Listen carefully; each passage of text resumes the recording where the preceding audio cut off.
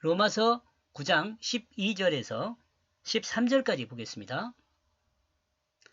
리브가에게 이르되 큰 자가 어린 자를 섬기리라 하셨으니 그러므로 그들이 행동에 의하지 않고 다른 것 그의 그 부르심으로부터 그는 리브가에게 말하게 되었다. 왜냐하면 그 큰 자가 그 어린 자를 섬길 것이기 때문이다.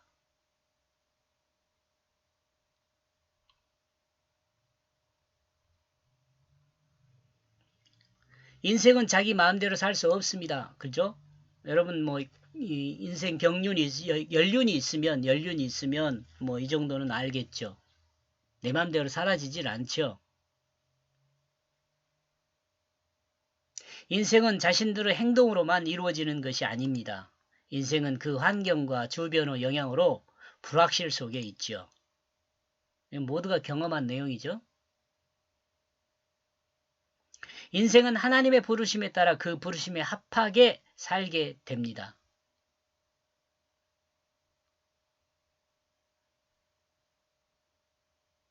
살아야 합니다. 그래야겠습니다. 그죠?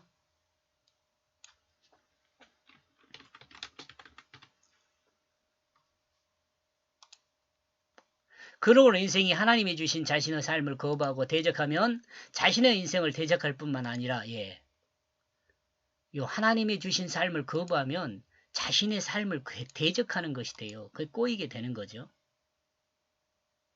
하나님을 대적하는 것이 됩니다. 이와 같은 것은 이와 같은 것을 우리는 성경을 통해 알 수 있습니다. 하나님과 이삭과 야고보 삶을 기록한 성경을 통해 알 수 있습니다. 하나님은 이와 같은 일을 리브가에게 계시하셨습니다. 큰 자가 어린 자를 섬길 것이다. 사실 에서와 야곱은 쌍둥이입니다. 그러므로 이 두 사람 중 누가 더 큰 자인지를 확인하기란 어렵죠.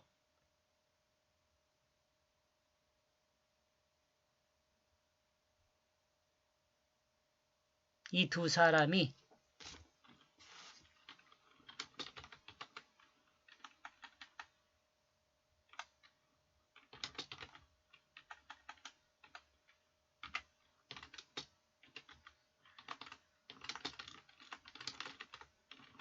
태중에 있을 때는 모르죠. 밖으로 태어나면 뭐 시간을 알 수 있잖아요. 네가 먼저 태어났으니까 네가 큰 자다 이렇게 할 수 있지만 태중에 있을 때는 누가 먼저 나올지 모르죠.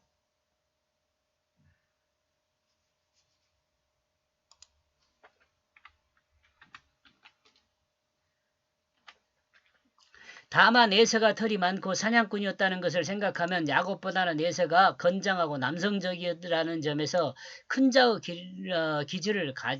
기질을 잘 나타낼 것으로 봅니다.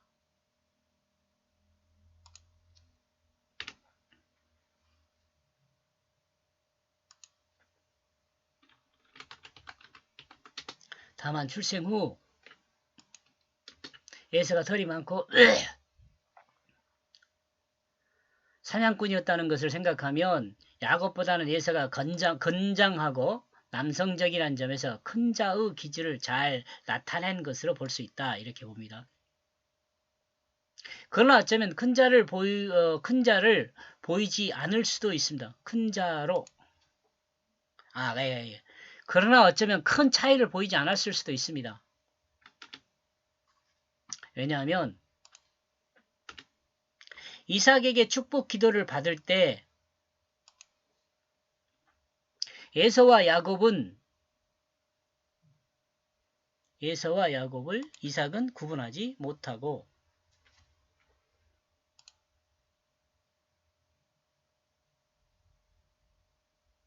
에서와 야곱을 구분하지 못한 이삭을 보면 두 사람은 비슷한 모습이었을 것이란 생각도 해봅니다. 물론 눈이 어두워서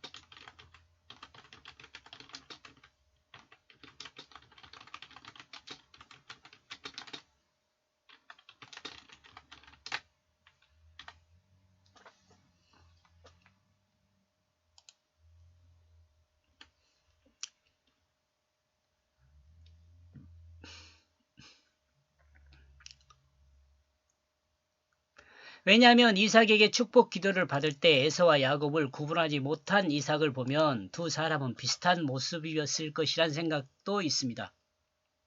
물론 이삭의 눈이 어두워 볼 수 없었지만 닮은 점도 많았을 것이란 생각이죠. 또한 추정하면 에서와 야곱은 일란성 쌍둥이가 아니라 이란성 쌍둥이라는 점을 생각하면 다를 수도 있다는 생각입니다. 좀 흥미로운 생각을 한번 정리를 해봤습니다. 그럼에도 하나님은 미리 정하시고, 이거 지금 다르든 틀리든 그게 중요한 것이 아니고, 이럼에도 하나님은 미리 결정하시고 부르시고 의롭다 간주하시고 영광스럽게 한 그가 이스라엘이 되게 하신다는 것을 드러냅니다. 13절 기록된 바 내가 야곱은 사랑하고 에서는 미워하였다 하신과 같으니라. 기록되어 있는 것과 같다. 나는 그 야곱을 사랑했다. 그리고 나는 그 에서를 미워하였다.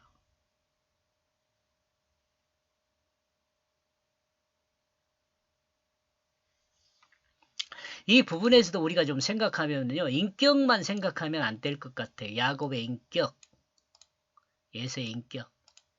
여기서는 야곱이라는 상징적인 의미, 에서라는 상징적인 의미, 이것을 생각해 봐요. 야곱이라는 것은요. 발등 하나님을 붙든 자거든요. 그러니까 우리가 의미로 한번 생각해 보자는 거예요. 하나님은 하나님을 붙든 자를 사랑해요. 하나님 앞에 거칠은 자를 좀 좋아하지 않아요. 이렇게도 생각해 볼 수 있죠. 인간이 이 땅에서 성공하고 승리하는 것은 사람의 사랑에 있지 않습니다. 결국 승리하는 것은 인간의 사랑을 받는 자가 아니라, 인간의 사랑을 받는 자가 아니라 하나님의 사랑을 받는 자가 승리한다는 것을 알아야 합니다. 결국.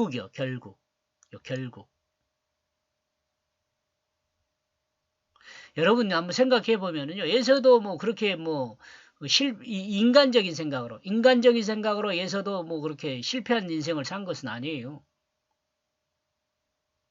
인생의 굴곡이 가장 많았던 사람이 예서보다는 어때요? 야곱이 더 많잖아요. 그러나 결국의 승리라고 말하는 것은 뭐예요? 야곱은 하나님 이스라엘이 되었고 예서는 이스라엘이 되지 못했다는 거죠.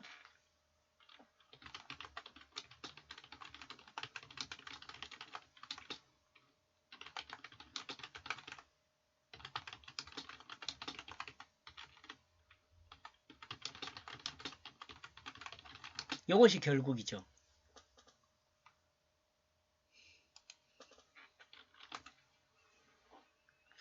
야곱은 이스라엘이 되었고 에서는 이스라엘이 되지 못한 것이 결국입니다.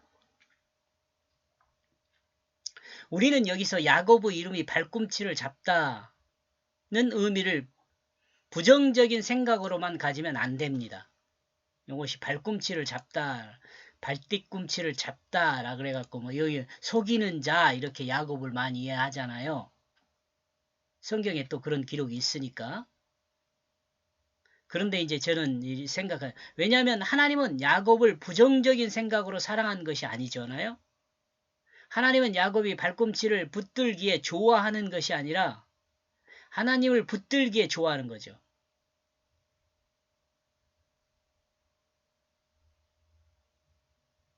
하나님을 붙들기에 좋아하는 거예요.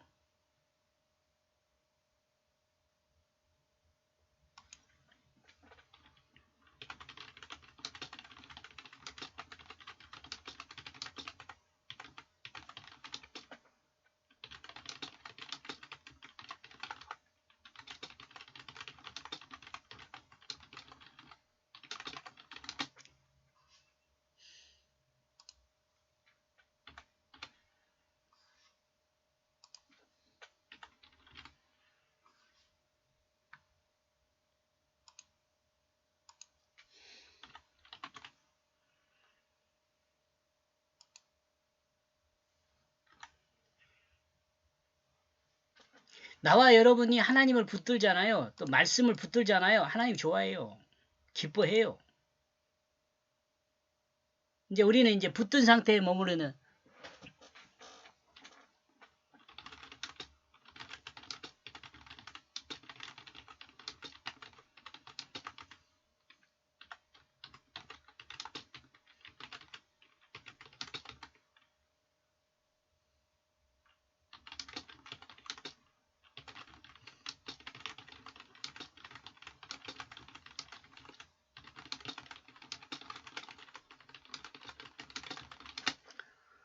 우리는요, 하나님을 붙든 상태에 머물러야 하지 않고 머무르면 안 된다.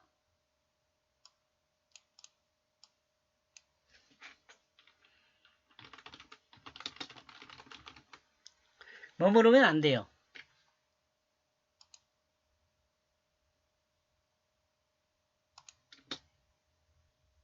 하나님 말씀을 닮은 사람이 되어야 돼요. 그리스도인이 되어야 돼요. 이 시대에는요.